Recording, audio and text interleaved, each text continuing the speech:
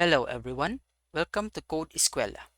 In this episode, we will be building a vehicle repair tracker based off of an Excel template. Let's get started. I have here my Excel application already open. So let us see what that template looks like. So you have here more templates, and then uh, actually I've already since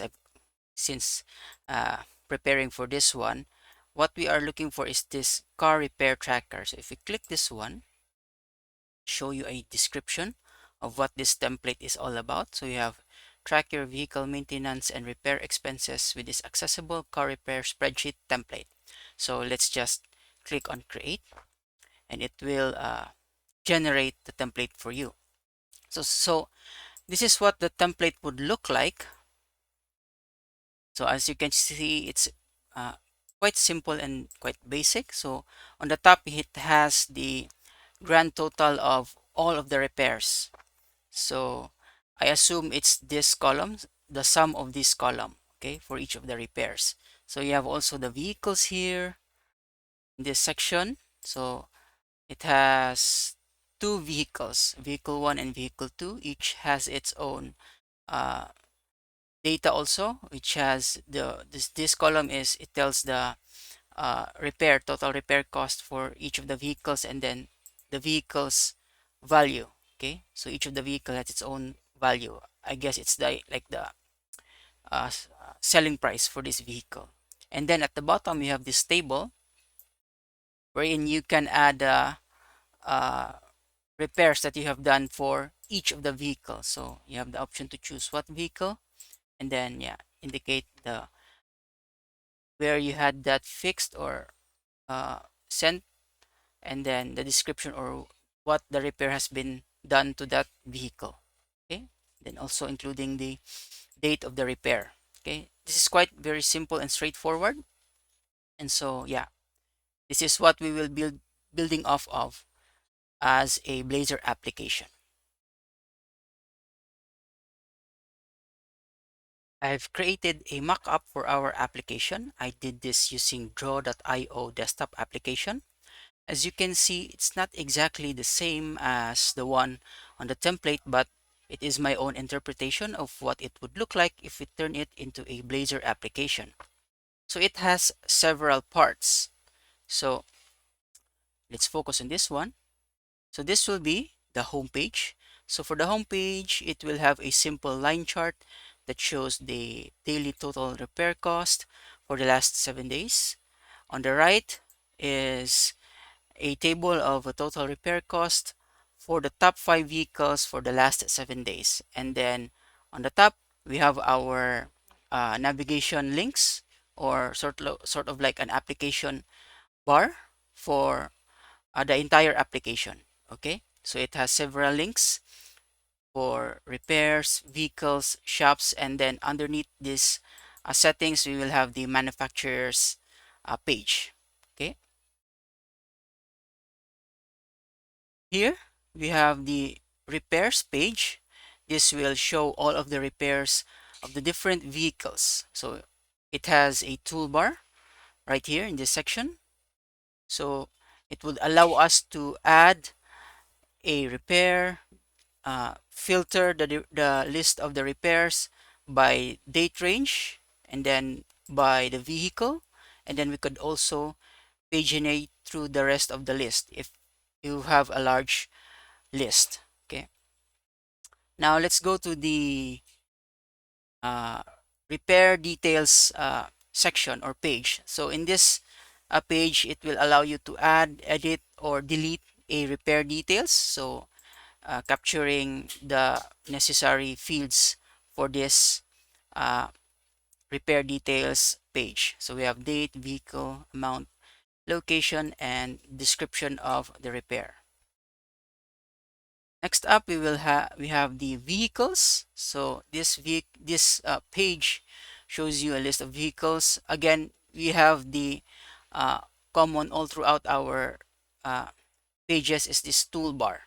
So with this toolbar, again, you have a button for adding vehicles, and then you can filter the vehicles list or table by the name of the vehicle, and then you have your pagination controls. And then along with this vehicles page, you have this vehicle details page. So with this one, it would allow you to uh, add, edit, or delete a vehicle, okay, vehicle data. So this is what you call a pair for the vehicles list page, right?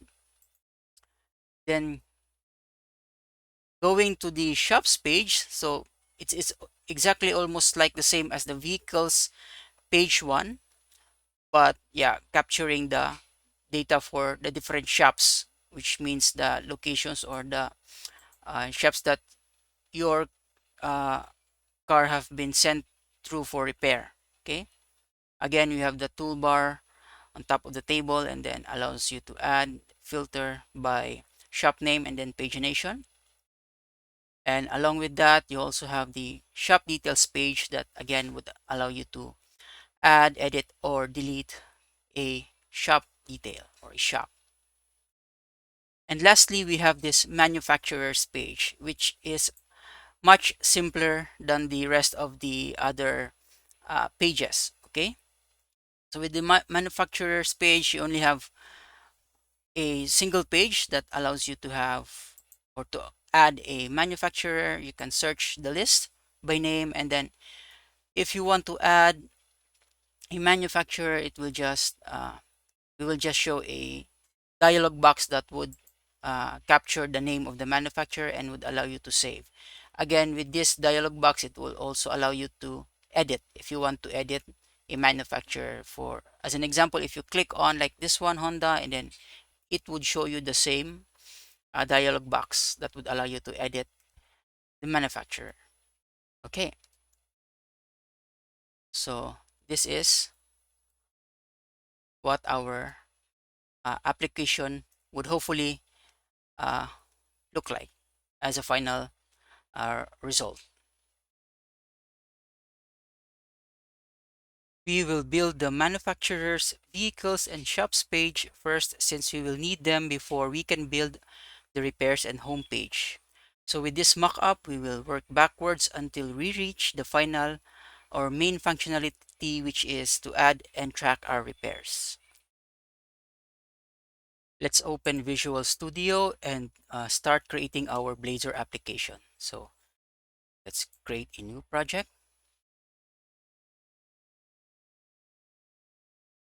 Then Blazor web app. If isn't present on your list of templates, then you can just search Blazor and then yeah, select Blazor web app. Let's click next. Let's name this as vehicle repair tracker. Let me set the location of my application. Okay, and then click next. Then yeah, leave everything as a default. For the framework, you have .NET 8, then no authentication, server render mode. Render mode would be server, and then set as global for the interactivity location, and then click create. Okay,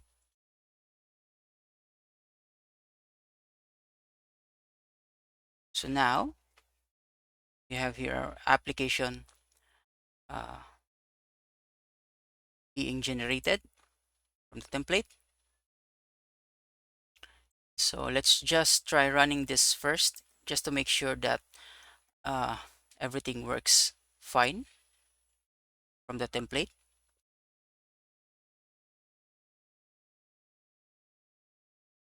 We have our console here, and then our application should come up. Okay, right. So now we have our hello world for our application, which means that yeah, everything seems to be working fine here. Let's close this one up. Before we start working on our or building up our application, first we need to install 3 things that we will be using for our application. So to do that, on our project right click on it and then select manage NuGet packages. So we need three things to install for our project. So first off is EF Core. So we will be relying to EF Core for our any sort of data manipulation that we will do. So with EF Core, there are several options, but for this one, uh, the database that we will be using against EF Core will be Sqlite. So the reason I chose Sqlite is that Sqlite is very easy to set up. We don't need to install anything to our machine. So you can just download this NuGet package and then straight away we can start using Sqlite. So let's look for the Sqlite one. So what we need is this one. So it's named Microsoft Entity Framework.core.sqlite. So this one I have already installed. So if you have not installed it yet, just select it Sqlite and then click on the install button. And then the other one would be the Microsoft.entity framework.core tools. With this one, we would need this since we will be using migrations for dealing with our Sqlite database. Okay, that's the second one. And then the third one would be MudBlazor. So MudBlazor is a set of Blazor components, UI components that we will use for our application. So just select MudBlazor if it has already been uh, listed on this uh, list of NuGet packages, and then just click install, click apply, and then click I accept, and then it should get installed on your project. Okay, so now that it has been installed, let's check. So we have three dependencies or packages that is needed for this application. So yeah, now we can start working on our application. Let's create our first entity class. So right click on our project, select add, and then new folder. Let's name it entities. So this will hold all our entity classes. So let's right click on entities folder and then select add and then class. And then we'll name it manufacturer. Okay, click add. And then this will be our entity class that will hold data for our manufacturer. So this will be a simple one. So it will only hold a few properties. So first up would be the ID. And then the second one would be a name of type string. Okay, so that's basically what our manufacturer entity would look like. Okay, save this one. Next, we will add a data context or class where we will inherit from the DB context. So this will become our configuration for our EF core. So let's right click on our project, select add, and then new folder. Let's name it data, and then right click on our data folder, select add, and then select class, and then let's name this as data context. Okay, now to hook up our EF core, we need to inherit from DB context, right? So now that we have that, next thing that we will do is uh, add our manufacturer entity class to this data context so that EF core knows how to handle that class. Okay, so we'll need to add a property of type dbset of type manufacturer. Okay, let's name this as manufacturers. Oops. Okay, so now that we have that, next thing that we will do is create a migration. Okay, but before that, we will need to configure our EF core. So here inside our program.cs file, let's open this one, and then we will need to be setting up our DB context factory. So in this case, what we will do is uh, add that DB context factory method, okay, by calling that method DB context factory of type data context. All right. Now that we have that, next thing we will do is we will need to have our data context a specific type of constructor. Okay. So we will need to have a constructor that has a parameter of DB context options. So let's add a constructor here that would accept a parameter of DB context options, passing in our data context, then options. Then we need that to be passed to our superclass or parent class, and then that's it. All right. So every time we need a data context or an EF core context, then that will be available to our application via this one. Okay. So let's uh, add another parameter here for this method. So since we are or we need to have a some sort of a connection to our database, we will be pulling that one from our app settings.json file or storing that one here in our app settings.json file. So here, let us add another value here. So with app settings.json, you can add any sort of key value pair as a configuration for your application to be consumed. Okay, so let's add here another entry. So I named it Sqlite connection string. Now within our application, we can pull this value. You can put via this key and then pull in this value. Okay, so let's do that here. Uh, let's pass in that configuration to our add DB context factory. All right. So we do that by doing this. So we have a expression here that configures the options for our context factory. So options indicating use Sqlite since we are using Sqlite, and then passing in the connection string to our database. Okay.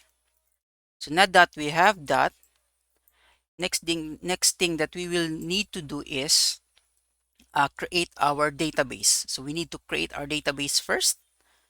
So for us to do that, I use a SQLite client. In this case, it's named MudBlazor. So you can download it online.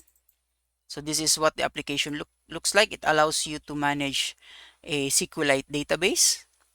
So if you head on to, let's pull the website first so that you can see where to download it. Or you can just search for MudBlazor for SQLite and then follow this link, sqlitebrowser.org, and then head on to download. And then from there, you choose whatever uh, installer is appropriate for your environment. Okay, for in my case, I have a Windows one, so I have installed or used this installer, right? So now here in our DB browser, you just click on this new database, and then would allow us to set the location of our database. So in my case, I have it in this folder. Let's see, vehicle repair tracker. Nope. Then they name it RT data to DB. Click save, and then yeah, just click cancel. So now we have oh, let's do that again. I think I have the wrong location. So can you have yeah, I am on my wrong uh folder. I was looking for something else. Let's go back to my uh, location, desired location. EB here, and then uh, VH vehicle repair tracker data, VRT data. Click save. Just ignore for this one for a moment, and now we have created our Sqlite database. So in this location, so if you check that folder that I have specified, it should be created here. So now you see there's this file vrtdata.db, right? As of now, it's still empty. So there's nothing in it yet since we have not yet uh, started working on our migration. Okay, I think we have set up most of what we need to actually get started or use EF Core. Save this one first. So let's change the uh, setting. So it should be this folder. So that would be // projects, temp vehicle repair tracker, then DB, right? So I think we now have the correct path to our database, vrtdata.db. Okay, cool. So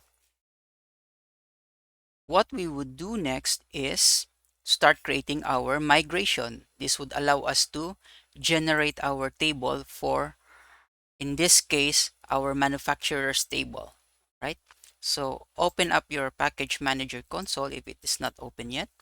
And here we will start issuing commands that would allow us to deal with or work with our database. Okay, so the first command that we would use would be add migration. So what I did there is type add-m and then press tab, and then it would allow me to select an option. So in this case, add migration, and then we will name it create manufacturers table. Okay,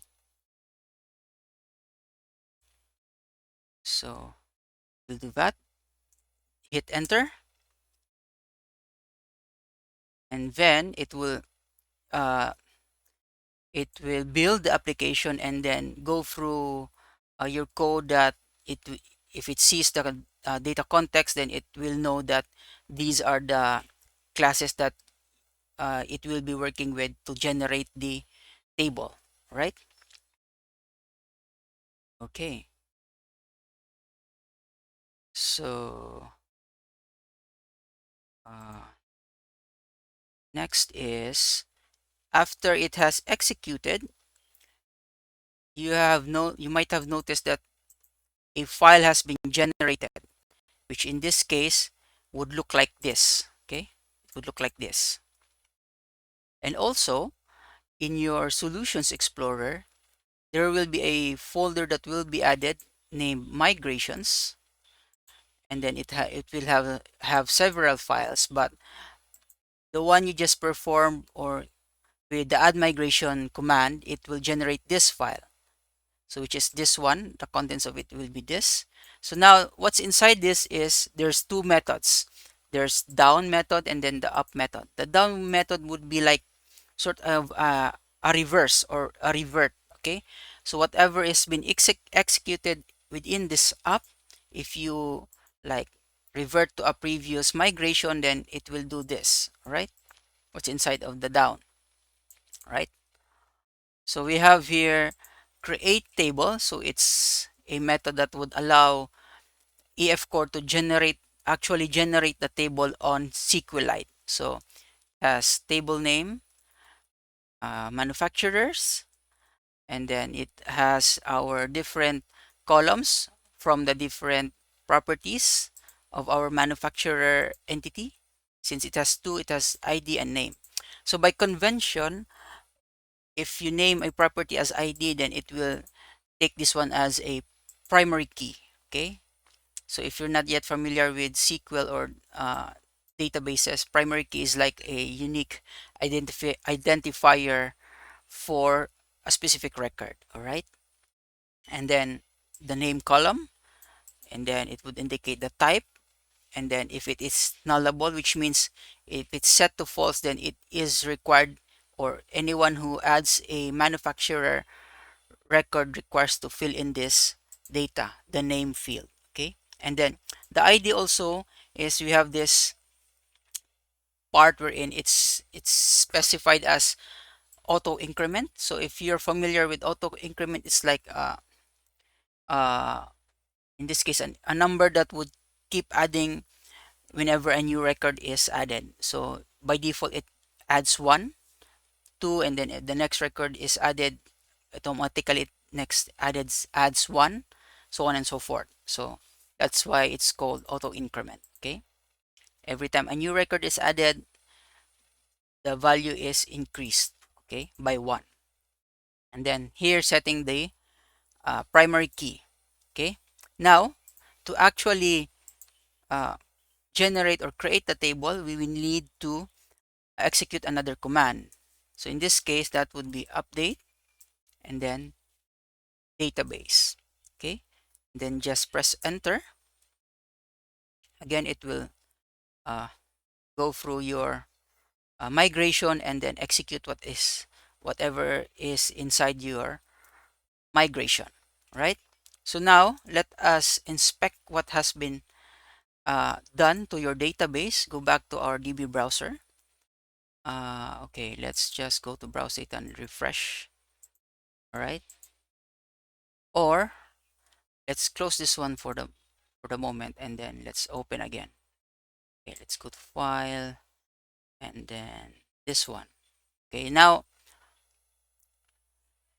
as you can see, we have reopened our database and now it has several things in it. So there are already 3 tables that have been created, although we have already only specified 1 table for our migration.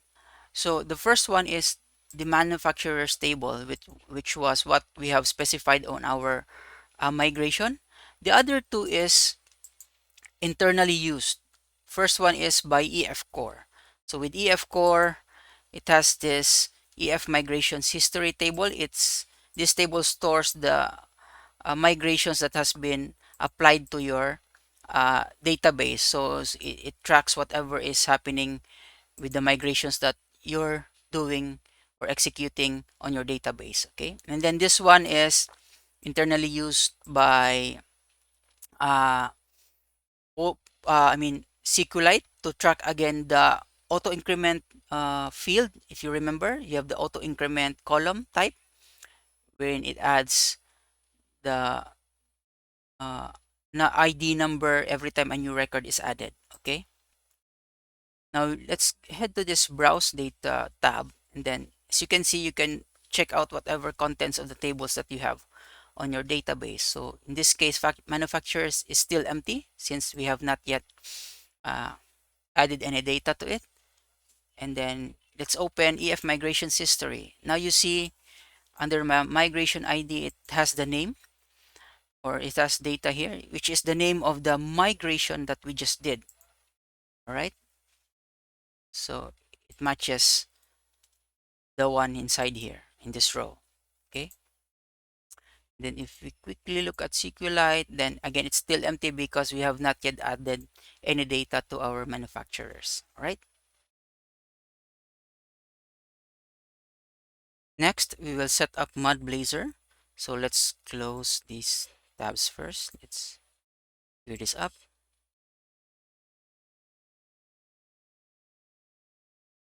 So open our program.cs file. And then here, we will be adding the MudBlazor services. So here, builder dot services dot add mud services, right? Okay, like that. So we just need to pull in the namespace for this MudBlazor dot services. Okay, then next is we open our imports.razor file. Let's go here and then imports.razor file. And here we will add a using statement that will pull in the MudBlazor namespace. Okay. Next, let's open our app.razor file.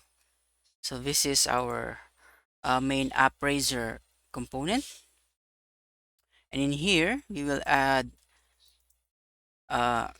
style or links to our style sheets that will be used by MudBlazor. So right here within the head, like after this or before our uh, internal style sheets, let's copy or let's add this line. So this will be used by MudBlazor, right? Next, we will also need to include a script that is needed by MudBlazor. So go in here.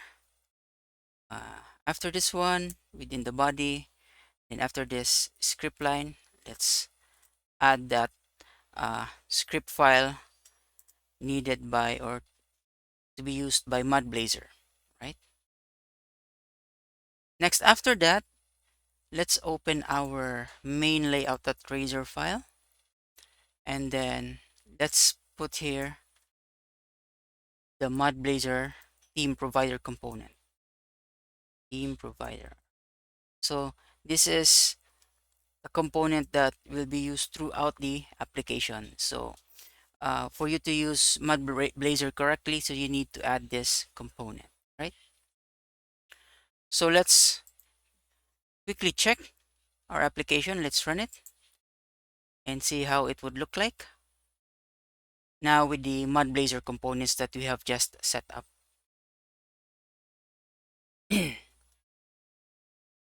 Okay, so let me pull the application here. So as you can see, uh, a bit has changed. So you have here now hello. It's still the basic hello world. It's the home page, but the font has changed already. Sorry. So yeah, I think we have set up MudBlazor correctly. So let's move on. Next, let's work on the main layout following the one on our mockup.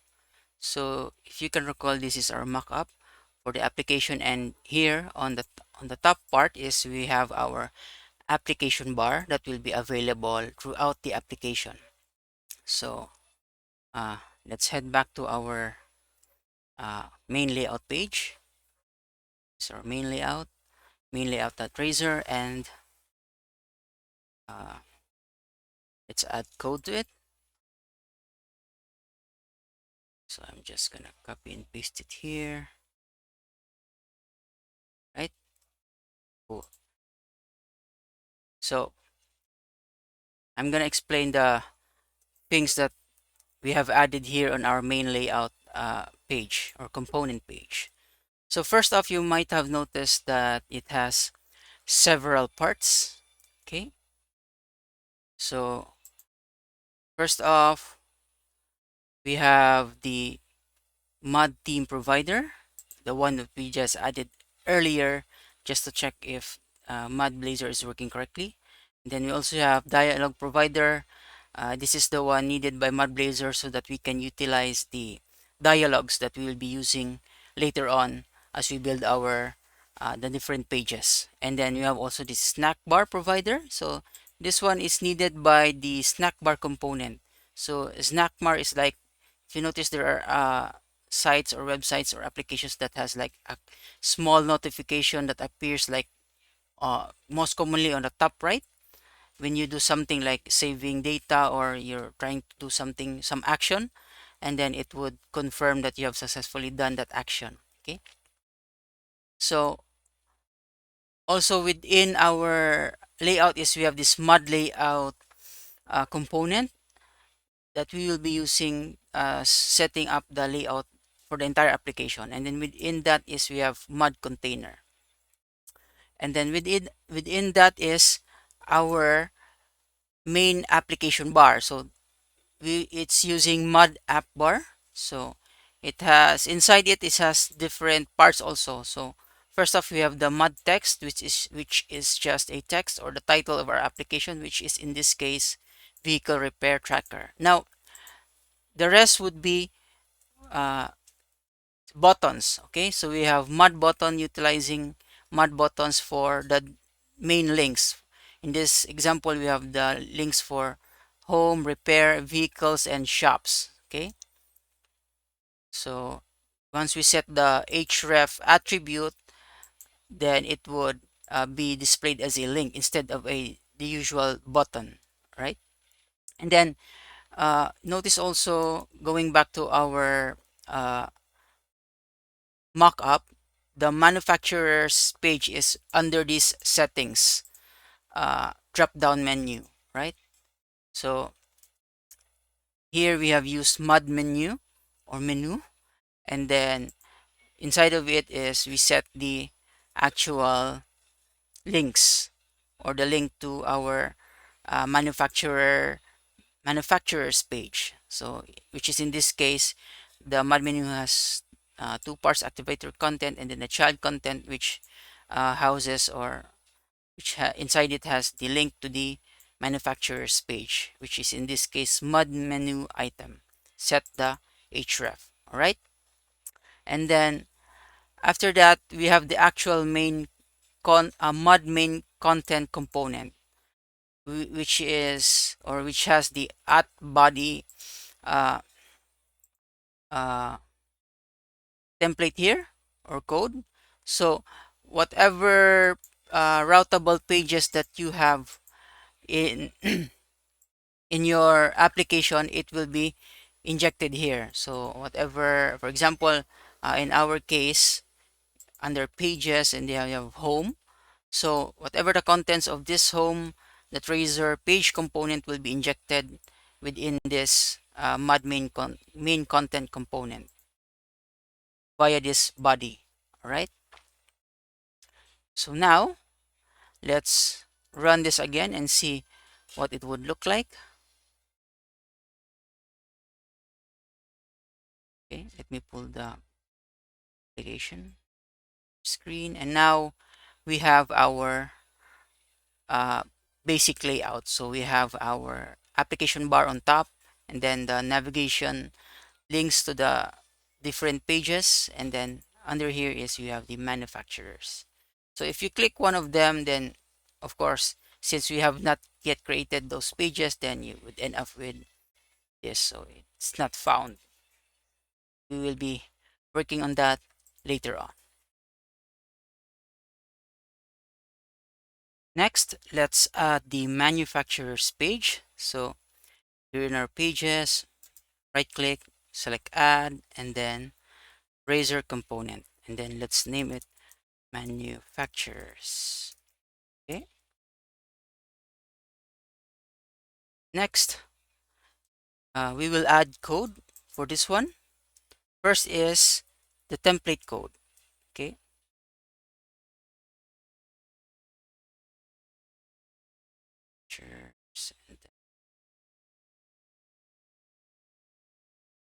Let's add the template code first, right? And then next is we will add the rest of the uh, functionality code. Okay. So for now, just ignore the red squiggly lines. I'll explain that later. Right. Okay. So now Might also have forgotten to add, since this is a routable page, we need to add the add page directive and setting it to manufacturers. So now you can navigate through this page via this uh, route. Okay, and then see, we have several issues within this code. So let's start fixing it now. So now we need data context. So let's add that one. Okay, let's add the namespace for this one using tracker data, right? And but then you can't just do that, so we need to add or inject our context factory. So in this case, we will be using the add inject directive and then idb context factory of type, oops, data context, and then name it data context, right? So let's pull in the namespace for this. Okay, so now that we have that one, next would be it's looking for this manufacturer class. Okay, so let's do that later. So let's just quickly fix the others that, or this part. Okay, dialog service. So we need to inject the dialog service. So inject dialog service. So this is the MudBlazor dialog service. Okay, right? Okay, now that's clear. Next is we also need to inject the snack bar. Okay, so inject snack bar service, snack bar. Okay, so that now we have that. All right, so we're almost there. Let's fix this typo. Then next thing we'll do is it's looking for this manufacturer class. Okay, so that manufacturer class is a reference to our manufacturer entity. So we just need to pull in the reference for that one. All right, so now we have that, so the error is gone. And then this part we'll also need to have to include this a manufacturer entry form dialog. So next, since with the manufacturer's page we don't have anything like any complicated stuff that will that is dealing with the add edit, it's just a dialog box. So we need to add that dialog box, right? So we go to our components and then right click here, select add new folder, let's name it dialogs. So we'll put all of the dialog related stuff here. Then dialogs, right click again, select add, and then Blazor component. Let's name this as manufacturer entry form dialog. Okay, cool. So now with that one, we also need to fill up its code. So I have here, so don't worry about all of this, since I will be putting this up on GitHub so that you can have a reference later on if you plan on studying or reviewing this one. So now we have code for our dialog box. So let me just explain here. So with this one, again, since this is non-routable component, we don't need to add the add page directive, right? So again, we need to inject our data context here via this add inject directive. So next is we have again several MudBlazor components. This time we are using MudForm, and then inside of it is the Mud dialog. So this is what MudBlazor will be using to display the dialog. So with the dialog, it has two sections here. We have the content or the content of the dialog. It's very simple. So it only has a text field. So one text box or input box. And then one thing to note is that we have bound this, or we can bind this into a value for our model. So we have a model here, and then we had set this as required, okay, as a simple validation. And then the dialog actions is where you actually add or set the actions for whether you like to save or continue saving the data, or you can cancel out of it. So here we have also added a cascading parameter of MudDialog. All right. And then another parameter here is manufacturer. This one is set here. If you notice, when we instantiate a new dialog parameters, we have passed the manufacturer. But first, let's pull in the namespace for this one. Okay. So now you also need to pass the manufacturer to the dialog so that the dialog can make use of that data to display the name. In this case, the manufacturer name. So, and then this is the actual code for saving the manufacturer. So we have here, first we instantiated a DB context via the factory. So DB context factory, then create DB context, and then we update the manufacturer. Okay, since this is one directly set as update, or pass this as a parameter to the update function. And then to finally save the data, we need to call save changes, and after that we will close the dialog returning as true. And then all of this code is wrapped within a try catch block. So this is one way of error handling within Blazor. All right, so you wrap things or wrap your code within try catch blocks. Okay, and then once it's done, then it shows the dialog box, and then yeah, whatever response or whatever action you did on the dialog box, it will get returned.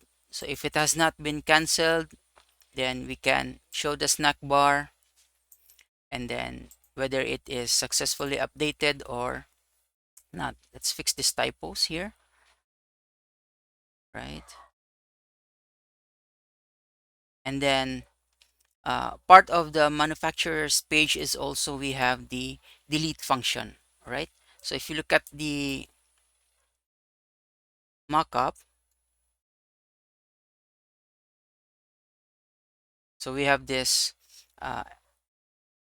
uh, this X button on the left hand side of the table, so that would allow you to delete a manufacturer.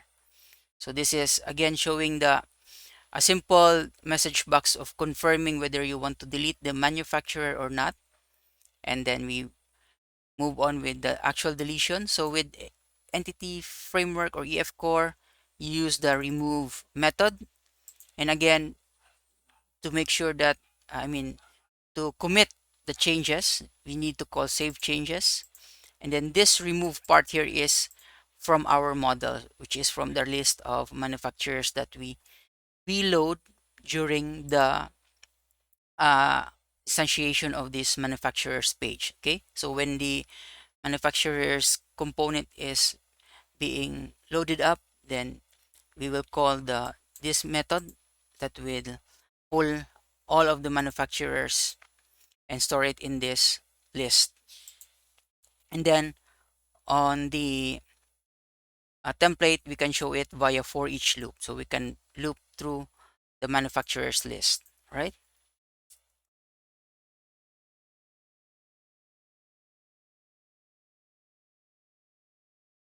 So I think we have uh, completed this section of the manufacturer's page. So let's just try running this one, see if uh, this works.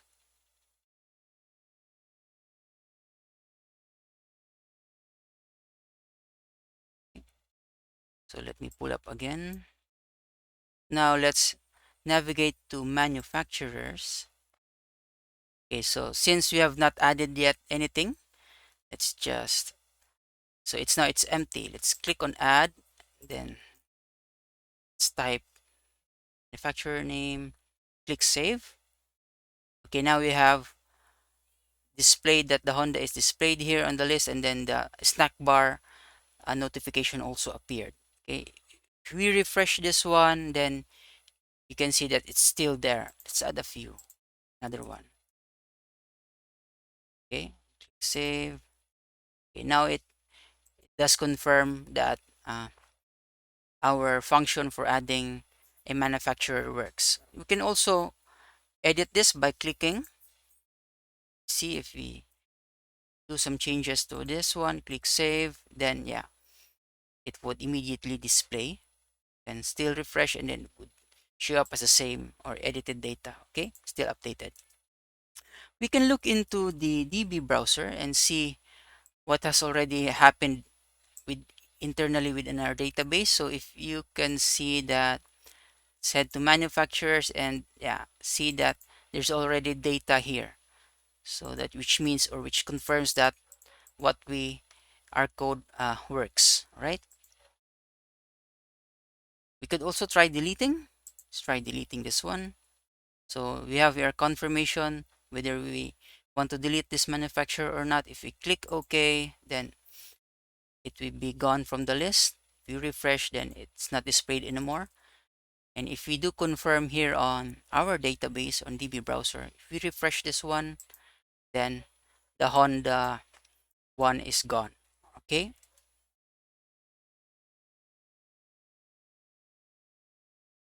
Here I have added some sample data, so you can have several manufacturers here. So you have a long list of manufacturers. Okay. Again, you have the same functionality.